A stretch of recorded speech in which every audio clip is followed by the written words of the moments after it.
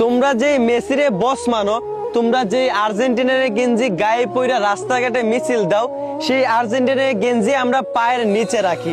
এই যে দেখো, তোমরা যেই নেইমারে বস মানো, যে ব্রাজিলের গেঞ্জি পইরা নিজেদের মধ্যে ঝগড়া বাঁধাও, সেই ব্রাজিলের গেঞ্জি আমরা হুগার নিচে রাখি, পাছার নিচে রাখি। এই যে দেখো, কি ভাইয়া রাগ হইতেছে, কষ্ট লাগতেছে, হায় আফসোস। যে দেশগুলা মুসলমানদেরকে দেখতেই পারে না, সেই দেশগুলার বিরুদ্ধে কথা বললে তোমাদের কষ্ট লাগে। তোমরা মুসলমান, আলেম উলামাদেরকে নিয়ে মানুষ কত কথা বলে, তাদের বিরুদ্ধে কত কথা বলে। তোমরা মুসলমান, অথচ তোমাদের একটু কষ্ট লাগে না, তোমরা প্রতিবাদ করো না। অথচ এদের মতো বিধর্মীদের বিরুদ্ধে কিছু বললেই তোমাদের গায়ে লাগে, তোমরা কষ্ট পাও, তোমরা অনেক রাগ হও।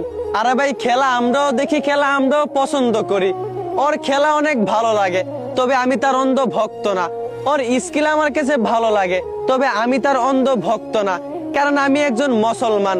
আমার হৃদয়ে থাকে আল্লাহ, আমি অনুসরণ করি আমার রাসূলকে।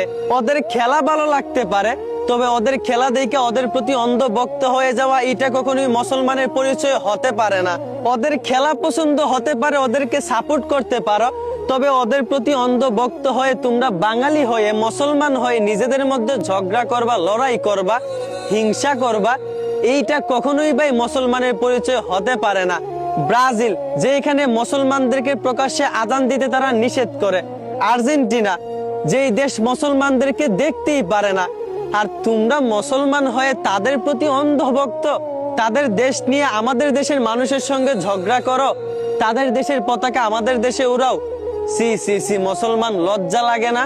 একজন মুসলমান হয়েও যারা এসব নিয়ে বেশি বাড়াবাড়ি করে, মনে রাখবেন সে মানসিক প্রতিবন্ধী।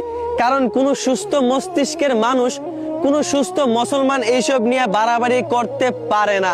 অতএব আমার ভাই, খেলা পছন্দ করেন, সাপোর্ট করেন, ভালো কথা, তবে এইসব নিয়ে বাড়াবাড়ি করা কখনোই উচিত না।